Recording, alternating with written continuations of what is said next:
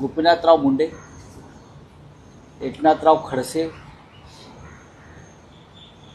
प्रमोद महाजन यांनी महाराष्ट्रात पक्ष वाढवला आणि देशाच्या स्तरावरती हा पक्ष लालकृष्ण अडवाणी यांनी वाढवला. अर्थात अटलजी आहे.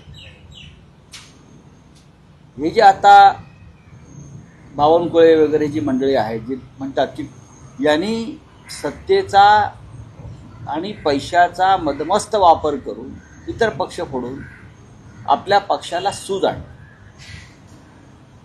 आजचा भारतीय जनता पक्ष हा ओरिजिनल भारतीय जनता पक्ष नाही. इतरांचे पक्ष फोडले, आपल्याबरोबर सगळ्या भ्रष्टाचारांना एकत्र घेतलं आणि आपला पक्ष वाढवला.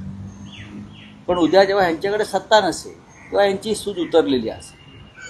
चंद्रशेखर बावनकुळे हे त्या पक्षाचे राज्याचे अध्यक्ष आहेत. ते मंत्री आहेत.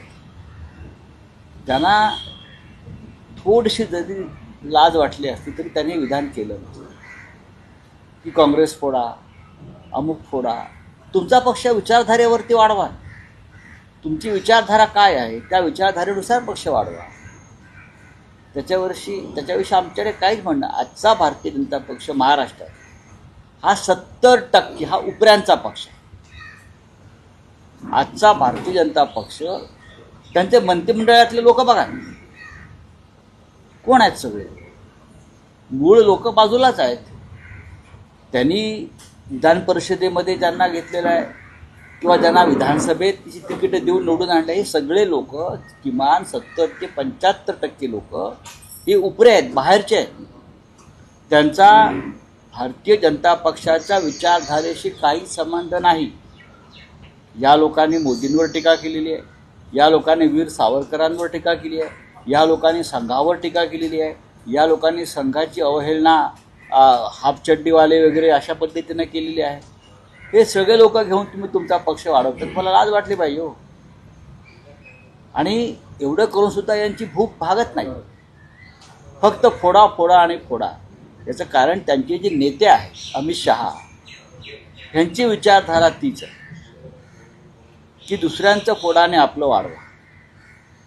स्वतःची रेस विचारांची वाढवायला तयार नाही, अजिबात वाढवणार नाही. आणि बावनकुळे वगैरे जे लोक आहेत त्यांच्याकडे लोक गांभीर्याने पाहत नाहीत. शिवसेना फोडा, मग राष्ट्रवादी काँग्रेस फोडा, मग काँग्रेस फोडा. आता ते शिंदेची शिवसेनाही फोडणार आहे आणि ते अजित पवारांचा राष्ट्रवादी पक्षही फोडणार आहेत.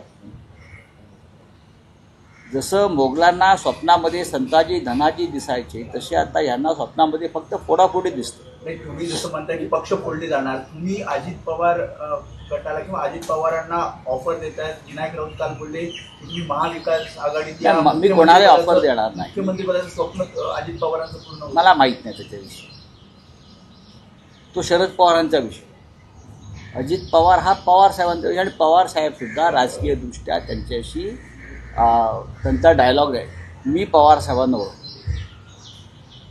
पवार साहेब आणि ते भेटतात. ठीक आहे, त्यांचे काही संस्थात्मक कामांसाठी भेटतात, ते आवश्यक असतं कारण एकमेकामध्ये तंगड्या गुंतलेल्या आहेत.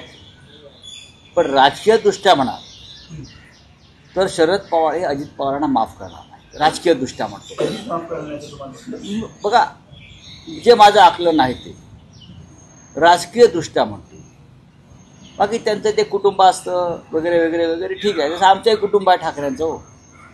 आमच्या स्वभावात आणि त्यांच्या स्वभावात राजकीय स्वभावात फरक आहे. पण मी त्यांना जे काय त्यांना मला माहीत आहे त्यानुसार ते ज्या पद्धतीनं अमित शहानं अजित पवारांना हाताशी पकडून पक्ष फोडला ही का फार मोठी महान विचारधारा वगैरे नाही. घाबरून पळून गेलेले लोक आहेत.